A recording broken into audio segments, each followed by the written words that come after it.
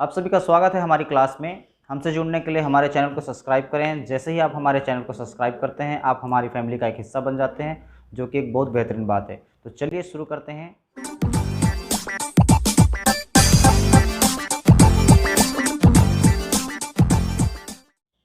हमने इससे पहले पढ़ा था नेचुरल नंबर के बारे में, प्राकृत संख्या के बारे में, है ना। प्राकृत संख्या के बारे में पढ़ चुके हैं, जो स्टार्ट होती है 1 से 2, 3, 4, 5 आगे जाती रहती है। ठीक है, प्राकृत संख्या जो ख़त्म नहीं होती, है ना, 1 से स्टार्ट होती है। ठीक, आज हम देखेंगे अगर प्राकृत संख्या में नेचुरल नंबर में हम 0 ऐड कर दें, इसमें 0 को सम्मिलित कर लें, शामिल कर लें, तो ये हो जाता है पूर्ण संख्या। 0 अगर हटा देते हैं तो वह क्या बन जाएगा, प्राकृत संख्या। और 0 को अगर सम्मिलित कर लेते हैं, शामिल कर लेते हैं, तो वो क्या कहलाएगा, पूर्ण संख्या।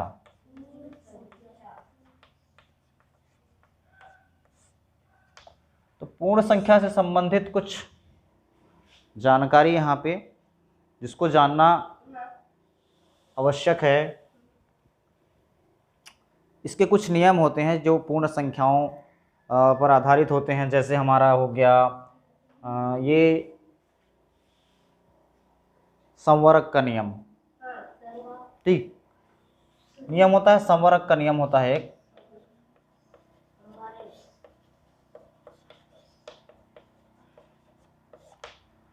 तो इस नियम में क्या होता है, देखो, जो हम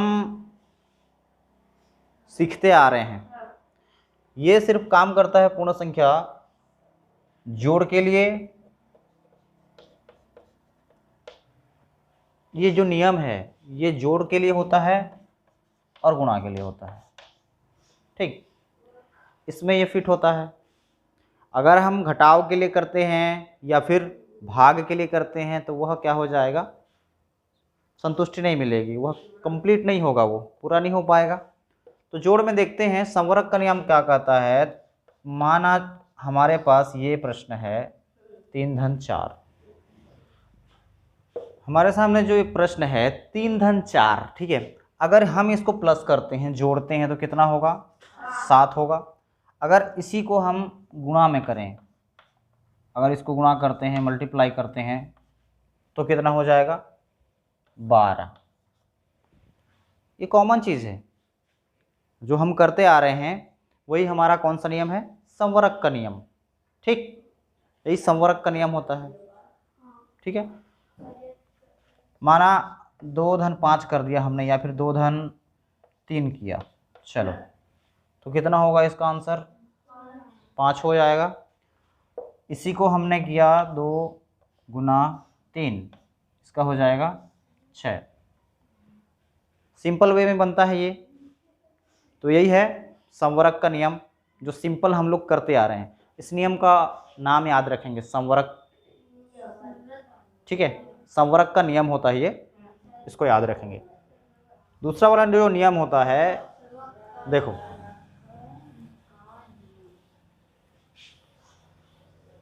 दूसरे नियम में क्या होता है, क्रम विनिमय नियम। क्रम, देखो, अगर पढ़ रहे हैं क्रम विनिमय,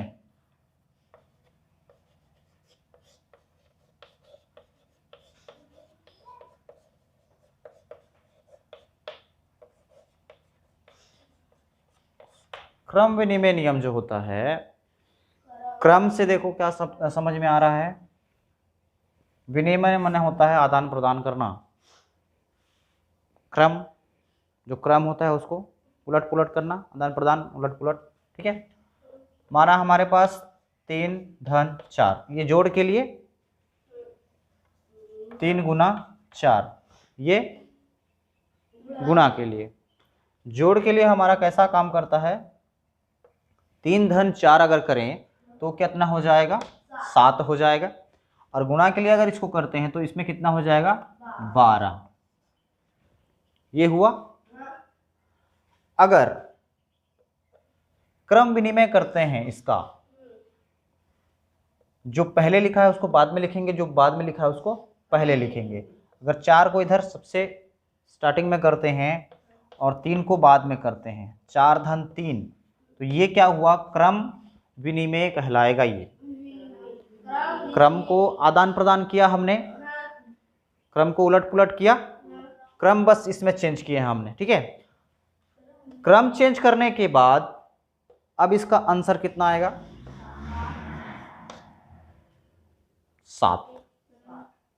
7 ही आएगा। कोई अंतर आया इसमें? नहीं आया, ठीक है, कोई अंतर नहीं आया। इसको भी इसी के साथ कर देखते हैं। 4 और 3 में क्रम विनिमय करते हैं तो 4 को सबसे पहले लिख लेंगे, उसके बाद 3 को लिखेंगे। अब इसका आंसर कितना आएगा, 4 गुना 3 12। इसका आंसर भी 12 आ गया। तो हमने देखा यहाँ पर क्रम विनिमय करने के बाद भी जोड़ में और गुणा में कोई अंतर नहीं आ रहा है, ठीक है। अगर इसी को हम भाग में करते हैं या फिर घटाव में करते हैं, ध्यान देना एक बात, घटाव में करते हैं या फिर भाग में करते हैं तो नहीं होगा। देखो कैसे नहीं होगा, 3 ऋण 4 कर सकते हैं क्या हम? 3 में 4 घटाना है, घटेगा क्या? नहीं, नहीं घटेगा, ठीक है, नहीं कर सकते। लेकिन 4 ऋण 3 कर सकते हैं, कितना आएगा आंसर? 1। तो इसमें क्या ये फिट हो रहा है? नहीं हो रहा है। तो इसमें सिर्फ ये जो नियम है क्रम विनिमय का नियम, वह जोड़ना को और गुणा को दोनों को संतुष्ट करता है, घटाव को संतुष्ट नहीं करता। अगर हम भाग में भी देखें, जैसे इसको देख लेते हैं, 4 भागित 2, 4 भागित 2 करेंगे तो कितना आएगा इसका आंसर? 2। 2 का पहाड़ा पढ़ना है, 2 का पहाड़ा पढ़ना है ना, 2 का पहाड़ा कितनी बार पढ़ेंगे? 2 बार, 4 आएगा। ये आ गया। अगर क्रम विनिमय करते हैं, इसका क्रम को उलट पुलट करते हैं, 2 को इधर ले आओ फिर 4 को इधर ले आओ, अब बताओ 4 का पहाड़ा पढ़ोगे इसमें 2 आएगा? नहीं आएगा, नहीं आएगा ना। तो ये क्या हो रहा है, बन रहा है इसमें? नहीं बन रहा है। तो घटाव और भाग के लिए क्रम विनिमय का पूर्ण संख्या वाला नियम काम नहीं करता, वह इसको संतुष्ट नहीं करता। इस बात पे ध्यान रखेंगे, ठीक है। जोड़ना में हो गया या फिर गुणा में हो गया तो ये प्रॉपर काम करेगा, ठीक, हाँ, नोट हो गया। अब देखते हैं जो तीसरा वाला होता है, जो नियम है, वह है साहचर्य का नियम, ठीक।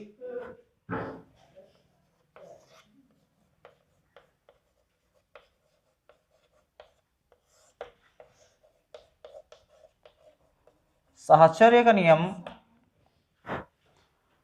जोड़ना में देखेंगे, गुणा में देखेंगे, ठीक है। 2 धन 3 धन 4 किया हमने, इसको अगर इन दोनों को साथ में कर लेते हैं, ठीक, इन दोनों को साथ में कर लेते हैं। हमारे पास ये प्रश्न है 2 धन कोष्टक में 3 धन 4, ठीक है। तो हमें सबसे पहले किसको हल करना पड़ेगा? कोष्टक को, इतना पता है, चाहे इधर कुछ भी रहे, सबसे पहले हम कोष्टक को हल करेंगे। अगर कोष्टक को हल करते हैं तो क्या आता है, देखो 2 धन 2, ये जैसा है वैसा रहेगा, इसको हल करेंगे कितना आएगा? 7। अब दोनों को हल करेंगे कितना आएगा? 9 आ रहा है, ठीक है।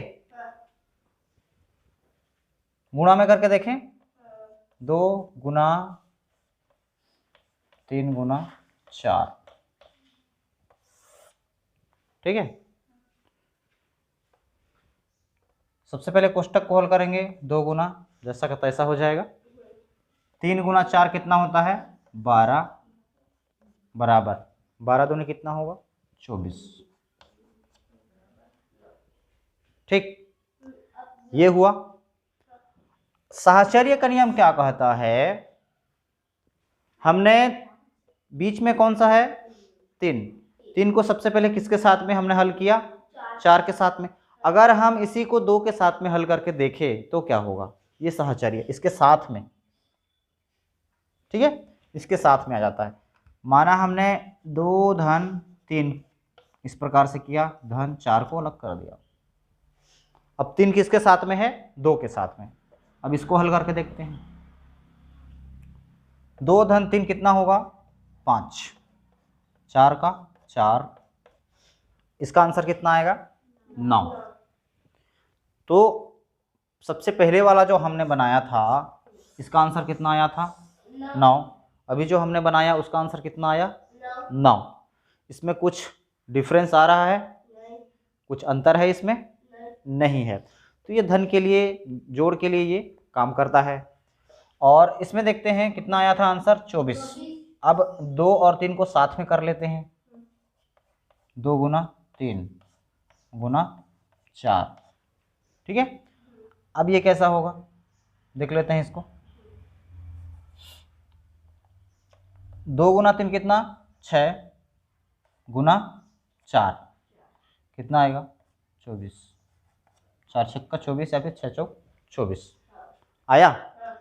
तो जो पहला आंसर आया था 24 और बाद में जो आंसर आया 24, दोनों समान है, कोई अंतर इसमें नहीं आया। तो साहचर्य का नियम जोड़ में और गुणा में काम कर रहा है, हमने देखा काम कर रहा है। अब इसमें घटाव में देखते हैं क्या घटाव में काम करेगा।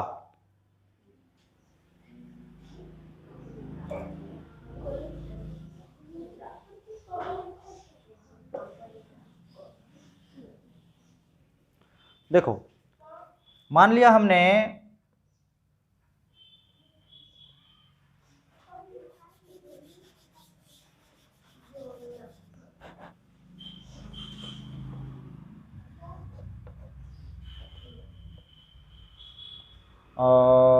दो ऋण 4 ऋण 8 किया, ठीक है। 2 ऋण 4 ऋण 8 किया। अब इसको क्या किया हमने? इस प्रकार से किया। इसका उत्तर देखते हैं कितना आएगा। सबसे पहले किसको हल करेंगे? कोष्टक को। तो इसमें कितना में कितना घटाना है? 4 में 8 घटाना है। घटेगा? ये बनेगा क्या? नहीं बनेगा। साहचर्य का नियम क्या कहता है? अब इसके साथ करके देखते हैं, ठीक है। अब इसके साथ अगर करते हैं 2 ऋण 4 करते हैं ऋण 8, तो क्या इसका आंसर आएगा? 2 में से क्या 4 हम घटा सकते हैं? नहीं घटा सकते। तो ये भी बनेगा क्या? नहीं बनेगा। ठीक, इसी चीज को हम भाग में करके देखें। 2 भागित 4, चलो ऐसे कर देते हैं, भागित 8। 4 भागित 8, 8 का पहाड़ा पढ़ना है। 8 के पहाड़े में 4 आएगा? दशमलव में बना सकते हैं, लेकिन हम पढ़ क्या रहे हैं अभी? पूर्ण संख्या के बारे में। सबसे पहले कोष्टक को सॉल्व करना पड़ेगा, है ना। तो इसमें 8 का पहाड़ा पढ़ना पड़ेगा। 8 का पहाड़ा पढ़ेंगे जिसमें कितना आना चाहिए? 4 आना चाहिए। क्या 8 का पहाड़ा में 4 आता है? नहीं आता। दशमलव में तो आ सकता है लेकिन पूर्ण संख्या में नहीं आएगा। तो हमको क्या चाहिए? पूर्ण संख्या चाहिए। तो इसमें काम कर रहा है क्या? नहीं कर रहा है। साहचर्य का नियम उसमें देखते हैं। 4 जो 8 के साथ था उसको 2 के साथ में करके देखें। ये इसमें अब 4 का पहाड़ा पढ़ना है किसके लिए? 2 के लिए। 4 के पहाड़ा में 2 आएगा? नहीं आएगा। ये काम कर रहा है क्या? नहीं कर रहा है। तो देखो, पूर्ण संख्या में जो हमने नियम पढ़ा अभी, सबसे पहले जो होता है वो संवरक का नियम, वो किस में काम करता है? जोड़ में, घटाव में, जोड़ में, घटाव में नहीं, गुणा में। जो जो संवरक का नियम होता है वो किस में काम करता है? जोड़ में काम करता है और गुणा में काम करता है, ठीक है। उसके बाद हमने पढ़ा क्रम विनिमय का नियम, तो क्रम विनिमय का नियम भी जोड़ में काम करता है और गुणा में काम करता है। उसके बाद हमारे पास है साहचर्य का नियम, ठीक है, ये भी जोड़ में और गुणा में काम करता है। पूर्ण रूप से वह हल होता है गुणा में और जोड़ में, ठीक है। अगला नियम हम पढ़ेंगे बंटन का नियम, बंटन नियम पढ़ेंगे।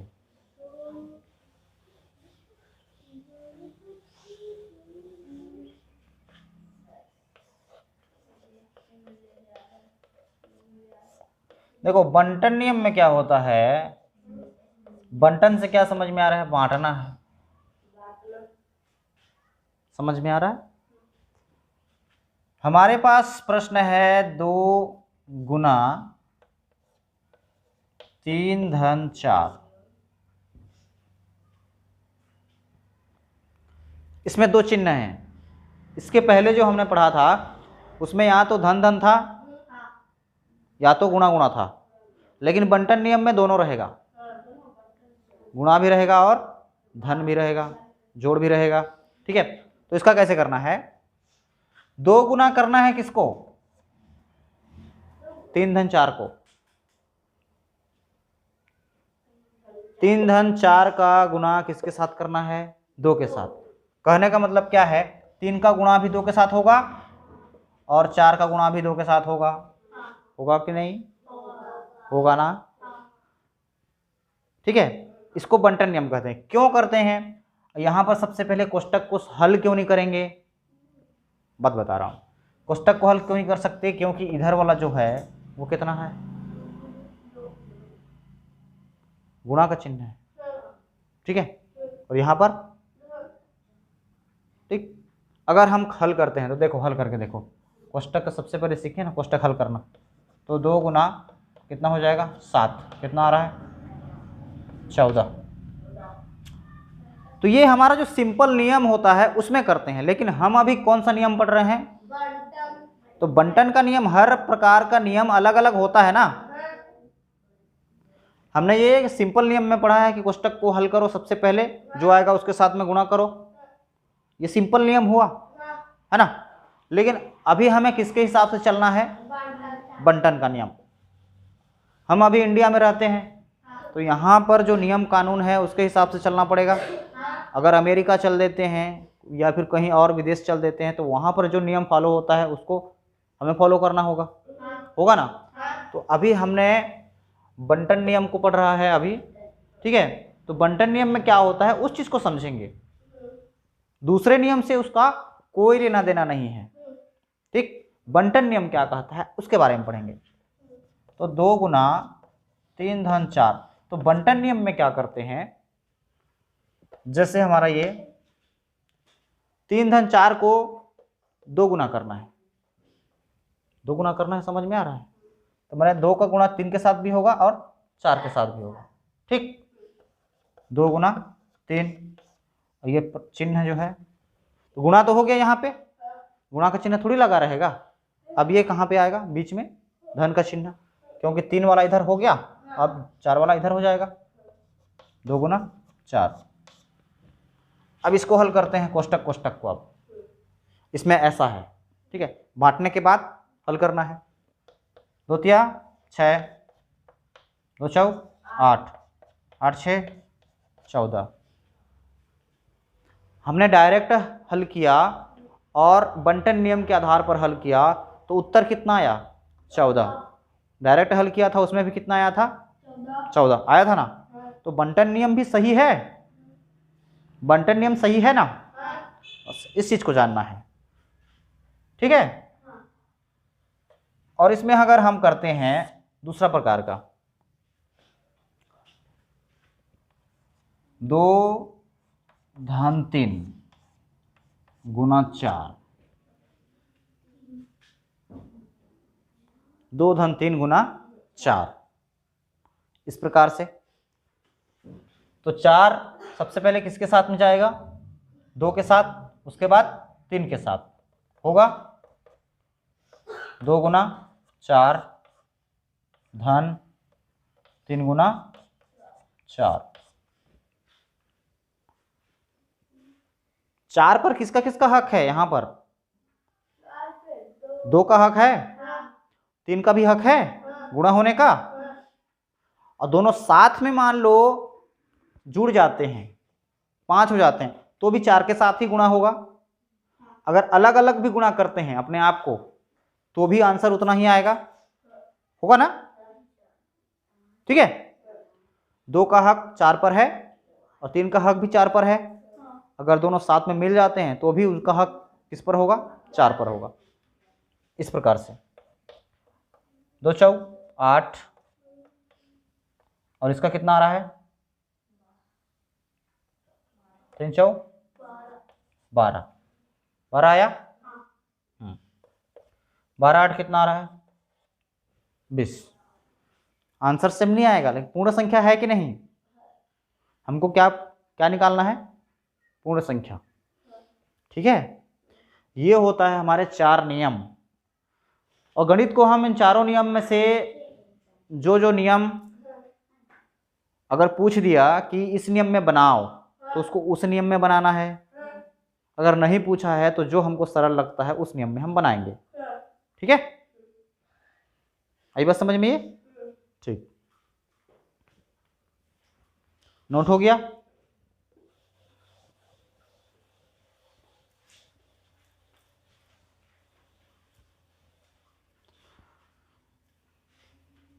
एक होती है एक चीज इकाई तत्व। अगर प्रश्न में पूछ दिया कि गुणा का इकाई तत्व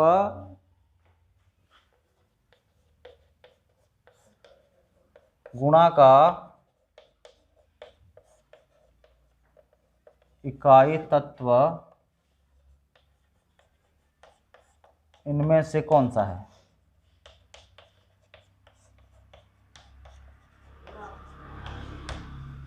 ऑप्शन दे दिया, पहला 0, दूसरा 2, तीसरा 1 और चौथा 9, ऐसा दे दिया। तो इसमें से इकाई तत्व, गुणा का इकाई तत्व, ठीक है, गुणा का इकाई तत्व कौन सा होगा? इस चीज को ध्यान रखेंगे सब इकाई तत्व को। एक गुणा का इकाई तत्व होता है और एक जोड़ का इकाई तत्व होता है। तो इकाई तत्व होता क्या है? ऐसी संख्या या ऐसा अंक अगर जिससे हम गुणा करें तो जिस संख्या का गुणा कर रहे हैं वह संख्या परिवर्तित नहीं होना चाहिए, बदलना नहीं चाहिए। इसमें ऐसी कौन सी संख्या है जिसमें अगर किसी को भी गुणा करें तो उस संख्या का मान नहीं बदलेगा?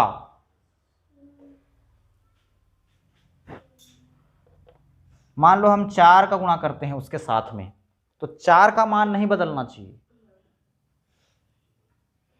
ठीक है, 4 का मान नहीं बदलना चाहिए। अगर हम 0 के साथ 4 का गुणा करते हैं तो आंसर कितना आएगा? 0। तो यहां पर 4 तो बदल गया ना, 4 कितना हो गया? 0। अगर हम 2 के साथ करते हैं तो इसका मान कितना हो जाएगा? 8। इसका मान भी बदल गया। अगर हम 1 के साथ करते हैं तो इसका मान कितना आएगा? 4। ये बदला क्या? नहीं। अगर हम 9 के साथ करते हैं तो इसका मान कितना आएगा? 36। ठीक है, यहां पर भी बदल गया इसका मान। तो हमारा जो आंसर है वो कौन सा है? 1 है। गुणा का इकाई तत्व कौन सा है? 1। 1 को हम जिसके साथ भी गुणा करेंगे उसका मान नहीं बदलेगा, वही का वही रहेगा उसका मान। हो गया? चलो, ये हो गया गुणा का इकाई तत्व। अब जोड़ का इकाई तत्व कौन सा है? पूछ लिया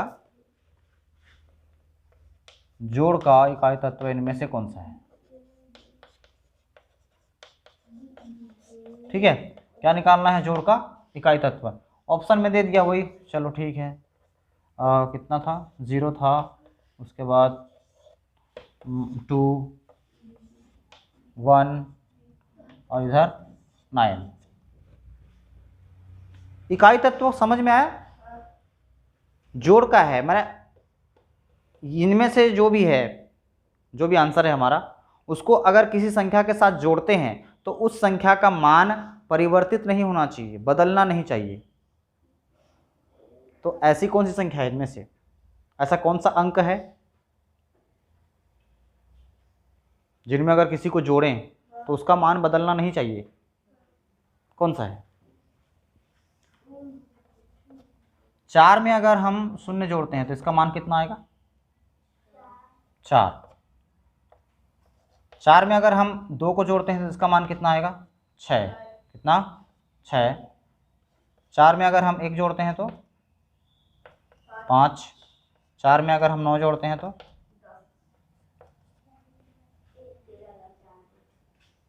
ठीक है, कितना होगा? 13 आएगा। तो इसका मान नहीं बदलना चाहिए इकाई तत्व अगर है तो कौन सा होगा? 0। कौन सा आएगा?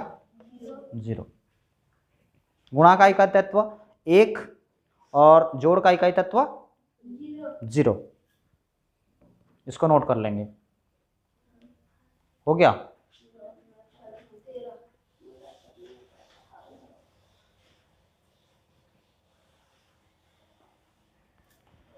ठीक है, अब देखते हैं हम शून्य के कुछ नियम।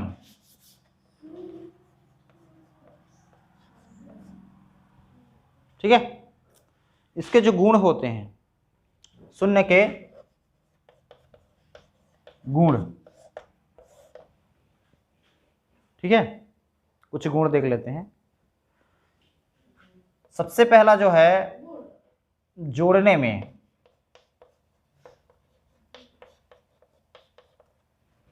जोड़ने में इसका क्या गुण होता है? अगर किसी भी संख्या को शून्य के साथ जोड़ा जाए तो उसका मान परिवर्तित नहीं होता है, बदलता नहीं है। जैसे हमने देखा यहाँ पे 4 धन 0 करके तो कितना आया? 4 ही आया। अगर 0 धन 4 भी करेंगे तो कितना आएगा? 4 ही आएगा। इसमें कुछ परिवर्तित होगा क्या? नहीं होगा। तो ये इसका गुण है। घटाव में देख लेते हैं। 4 में अगर 0 घटाते हैं तो इसका मान परिवर्तित होगा क्या? नहीं होगा। नहीं होगा ना। और 0 में तो 4 घटता ही नहीं है ना, वो प्रश्न ही नहीं बनता उसका। तो 4 में से 0 घटाएंगे तो मान परिवर्तित होगा क्या? नहीं होगा। तो इसी चीज को है यहाँ पे ये शून्य का गुण। ये एक गुण समझ में आया। इसके पहले जो देखा गया था उसमें जोड़ का इकाई तत्व है ना, वही है। अब देखते हैं घटाव में क्या होता है। ठीक है, घटाव में देख लेते हैं। चलो घटाव में देखो, घटाव में देखे क्या? जोड़ घटाव तो हो गया ना। गुणा में देखते हैं।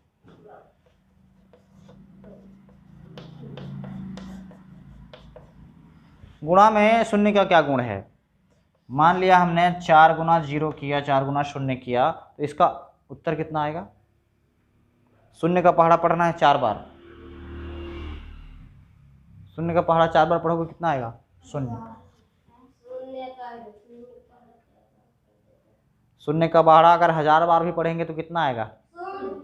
0 आएगा ना। कितनी बार भी पढ़ो। ठीक, अगर हम ऐसा कर देते हैं इसको, 4 का पहाड़ा भी 0 बार पढ़ते हैं, कितना आएगा? 4 का पहाड़ा 1 बार अगर पढ़ेंगे तो 4 आएगा, अगर 0 बार पढ़ेंगे तो 0 तो आएगा ना। 0 बार कहने का मतलब 1 बार भी नहीं, 1 बार भी नहीं, तो कितना आएगा? 0। यह है समझ में, है ना। जोड़ना में देखा हमने, घटाना में देखा हमने, गुणा में देखा। ठीक है। भाग में कैसा होता है ये देख लो। अगर हमने किया 4/0, इसका उत्तर कितना होगा? शून्य का पहाड़ा पढ़ना है किसके लिए? 4 के लिए। कुछ आएगा यहाँ पे? अगर हम 0/4 कर देते हैं, 4 का पहाड़ा पढ़ना है शून्य के लिए, इसका कुछ मतलब है? जब हमारे पास शून्य है तो उसके लिए पहाड़ा पढ़ने की जरूरत ही क्या है? शून्य का बंटवारा कैसे कर सकते हैं हम लोग? शून्य का बंटवारा कर सकते हैं क्या? शून्य को कितना बंटवारा करने के लिए बोल रहा है? शून्य को अगर हम 4 बंटवारा करते हैं या फिर 1000 बंटवारा भी कर देते हैं तो उसका मान कितना होगा? शून्य होगा। होगा ना? कोई इसमें परिवर्तन होगा क्या? नहीं होगा। तो शून्य को कितना बंटवारा करने के लिए बोला जा रहा है? 4। नहीं कर सकते इसको। जितना भी बंटवारा करेंगे शून्य शून्य ही रहेगा ना। तो इसमें ये ठीक है, इसको देख लेना। भाग में इस प्रकार का होता है, शून्य से करोगे तो ये बनता ही नहीं है। ठीक है। यहां पर क्या क्या आएगा? 0 तो आएगा। अगर इसको 4 बंटवारा भी कर देते हैं तो कितना आएगा? शून्य आएगा। ठीक। यहां पर इसमें तो शून्य आ रहा है, लेकिन इसका जो आंसर आएगा वो क्या है? शून्य का पहाड़ा कैसे पढ़ेंगे? पढ़ सकते हैं क्या? नहीं पढ़ सकते। तो ये बिना अर्थ का है। ठीक है। अगला वाला है, देख लेते हैं। हाँ, शून्य का गुण है। अगर किसी की घात, जैसे चलो यहां पे देखो, 4 की घात हमने 2 किया, तो ये जो घात होता है वह होता है बार। ठीक है। क्या होता है? बार होता है। जैसे हमने 1 बार, 2 बार, 3 बार, 4 बार, 5 बार, 6 बार, तो ऊपर में रहता है तो बार, इसको गुणा करना रहता है इसके साथ में। तो कितनी बार गुणा करने के लिए बोल रहा है इसको? 2 बार। 4 गुना 4 करते हैं तो इसका आंसर आ जाएगा 4 चौके 16। ठीक है। तो 4 का घात 2, मैंने 4 दूनी नहीं करना है, 4 दूनी 6 हो जाएगा, ऐसा नहीं करना। 4 दूनी 8 हो जाएगा, ऐसा नहीं करना है। और जोड़ देते हैं तो 4 2 6 हो जाएगा, ऐसा भी नहीं करना है। हमको क्या करना है? 4 को 2 बार कहा गया है। ठीक है। 4 को 2 बार कहा गया है, तो 2 बार गुणा करेंगे। ठीक है। यहां पर कोई और चिन्ह है क्या? जोड़ने के लिए कहा गया है? नहीं। घटाने के लिए? नहीं। तो हमको यहां पर एक ये नियम है गुणा करने का, गुणा करेंगे। ठीक है। तो हमारा आंसर आ जाएगा। ठीक है। अगर 4 का घात यहां पर 0 हो, हम पढ़ रहे हैं शून्य के गुण। अगर 4 की घात 0 हो तो इसका उत्तर क्या आएगा? इसका उत्तर आता है 1। ठीक है। अगर 12 की घात 0 हो तो भी उसका उत्तर आएगा 1। 15 की घात 0 हो तो भी उसका उत्तर आएगा 1। ठीक है। किसी भी संख्या का अगर घात 0 हो तो उसका उत्तर कितना आएगा? 1 आएगा। इस चीज को नोट कर लेंगे। ठीक है। ऐसा क्वेश्चन पेपर में आ सकता है, एग्जाम में जब दिलाओगे इस टाइप का दे देता है। बस वो क्या बोलते हैं, क्वेश्चन दे देगा, नीचे में ऑप्शन दे देगा, इसमें से कौन सा होगा उसको देख लो। ठीक है। बस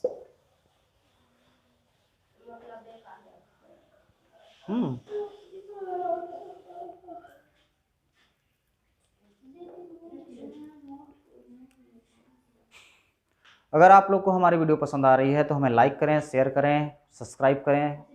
हम मिलते हैं अगली वीडियो में, तब तक के लिए बाय बाय।